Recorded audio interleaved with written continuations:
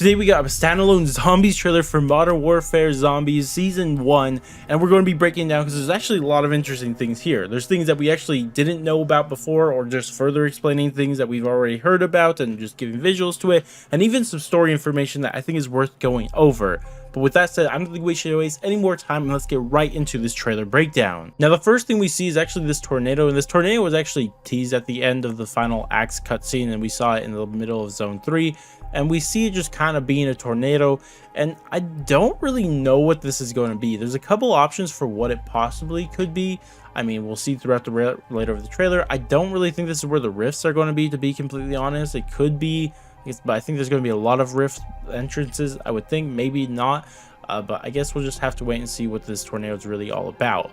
But with the next clip, we actually see something that I believe is actually straight out of a cutscene, whether it be the final cutscene or another one, I'm not sure. But we actually see Dr. Jansen standing in front of one of these portals, and these portals we've already seen in the game, and these teleport you from area to area throughout the map. It's just kind of a fast travel type of thing, right? And I'm curious to see exactly why this is opening for Jansen, because we already know this Dark Ether entity that we've already seen at the end of the Act 3 cutscene for some reason wants Dr. Jansen. So I'm assuming that we're going to see her walk through it. Maybe that's not going to be a good thing, or maybe that's not part of the plan. I'm not entirely sure. I'm curious to see who's actually going to be the one opening this portal, if it's the Dark Ether entity that wants her, or it's her purposely trying to go into the Dark Ether. I guess we'll just have to wait and see. Next, I believe we see what has been teased by Treyarch as that little devil symbol with the blood, and what that is a new world boss, but it's not really a world boss. It's that giant worm that we had at the end of Act 3 boss fight, and it seems like it's going to be now a world boss that could just appear on the map. I think you could just probably walk up to it and go fight it now, which is going to be a lot cooler, because I know a lot of people haven't been able to actually get to that final boss fight because it takes absolutely forever to get to, but now you can actually fight it. Now, one thing I think is very, very interesting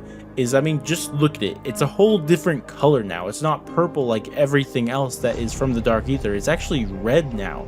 And I wonder if this is just to signify that maybe it's more difficult than the one we fought in the regular boss fight, or if there's another reason to it. Because in the original one, it was kind of based on level 2 difficulty, right?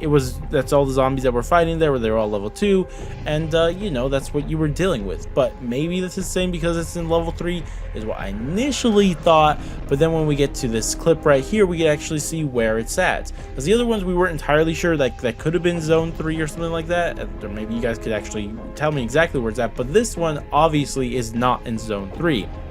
This is literally at the soccer stadium that is in Zone 2, and we know this for a fact because that's exactly where they're fighting it. So I don't really know what's going on with the redness. I really can't really figure out. Maybe it's just because I want it to look different or something like that, but it's just going to be somewhere in Zone 2 here. Potentially it can move around. Obviously it's in different locations in all of these different clips, so maybe it could actually be in Zone 3 sometimes. Maybe you have to be in Zone 2 before it goes to Zone 3, or just something like that, or maybe it's always in Zone 2. I'm not entirely sure. I guess we'll just have to wait and see till it actually turns out, because one thing I actually originally thought is that this was going to be what was at the center of that little, you know, I guess tornado thing that we saw at the start of the trailer.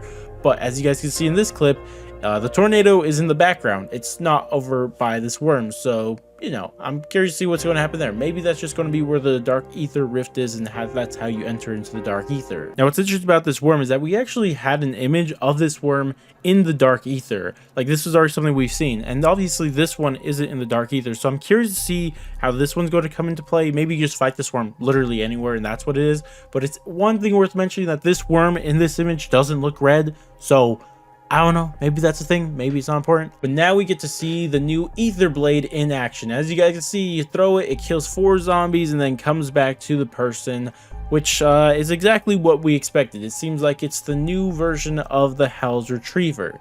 Now, half of me kind of just wish they brought the Hell's Retriever back, but I get it. I mean, it looks cool too. At least it looks like you throw it a lot faster. Now, one thing I'm curious if you can do, I wonder if you could charge it too, because only killing 4 zombies when you have that many zombies in front of you is kind of sad. I ain't gonna lie. So hopefully if you hold it like the Hell's Retriever, you can actually charge it to get more kills, but they haven't really said that. So it might not be as strong as the Hell's Retriever, but maybe it'll be on lower cooldown, or maybe you just gotta upgrade it, because we know the Hell's Retriever had the Hell's Redeemer version of it, right? So maybe you can just upgrade it and it'll be able to kill more than just 4. Next, we see the VR11 in action. We see him shoot a person and it turns him into a zombie, and it's pretty much brain rot, exactly as we expected. So I don't really think there's anything worth mentioning there. Now here we actually see the Dark Ether Rift, and this does look like it's in the middle of that tornado. And I want to say, oh, well, this confirms that the tornado is where the Dark Ether Rift is. And I want to say that, but we've actually seen other images where there's no tornado around it, but maybe it's just like an initial thing, it's around it or something like that. I don't know. I guess we'll just have to wait and see. And here we're in the Dark Ether again, and this confirms something that I actually thought the first trailer we got. But the first trailer we only had 8 seconds to look at stuff, so I couldn't confirm everything, but seeing this image confirms what I originally thought. And it's the Dark Ether area is actually not a part of the current Warzone map. It's actually from Al Mazrah of all places. Like, it's from the last Warzone map, and more specifically it's from Al Bagra Fortress, which I actually think is a multiplayer map now too. So I guess you could even say that it's not from Al Mazrah, it's literally from multiplayer of last year. So it's interesting to see that they're actually using that, but with that, it actually gives you an idea of how big it could actually be if we are playing on Al Bagra Fortress instead, which is very interesting. But throughout this, we get more clips of how big this area is. It's actually bigger than the regular multiplayer map, because obviously the multiplayer map doesn't have the zip line, so it's definitely, I guess, from Al Mazrah. But one thing I'm very curious, and you guys keep an eye on this throughout all of this. So right here, they're using a level 2 packed gun, and it's killing zombies pretty easy. But later we'll actually see the difficulty kind of be thrown off, because right here we see an unpacked gun killing zombies. So how difficult is this Dark Ether area really? Like, what's going on here? Maybe this is just trailer stuff that they're showing us, but maybe the difficulty isn't that crazy, because later in the trailer we'll see them using a level 3. So I'm very curious to see how the difficulty is actually going to work out. Now, another thing worth mentioning here, just in the background, you can see a little pack punch machine, so you will be able to pack punch here in this area. But then we get this, and this is really interesting, because this rather tells us one of two things.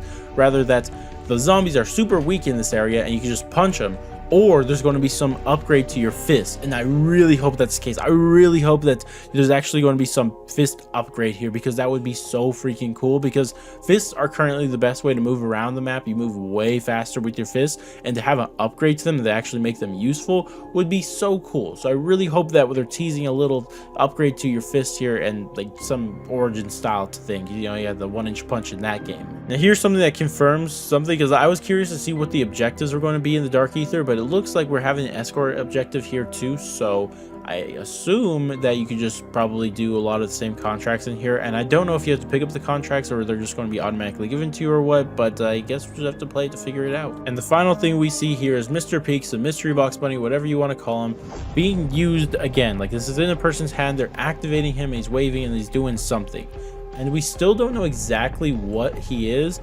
Initially, I thought that maybe he would be the sigil or the legendary sigil to get into the even higher level of the Dark Ether, which if you guys didn't know, that's also a thing. I'll link a video talking about it. It's a little short, you guys can check it out.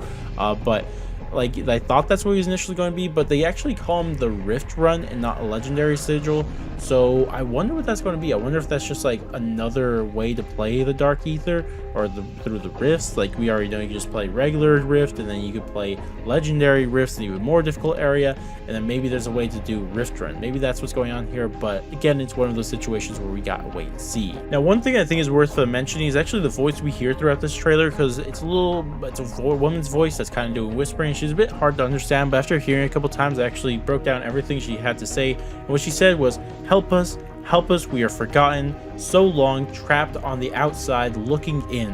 Let us in, let us through." And I think this is that Dark Ether entity that has been talking to Ava, Dr. Jensen, whatever you want to call her, which is interesting because initially I thought that was maybe Samantha that was talking to her, or that she saw at the end of that Act 3 cutscene, but you know, when they're talking like this, help us, let us in, all plural and all that, I'm starting to think like it might be some different Dark Ether entity and something entirely different. But that's going to wrap up this video. I'd love to hear any of your guys' thoughts and opinions on everything we talked about, or something I missed. Let me know if I missed anything down in the comment section below.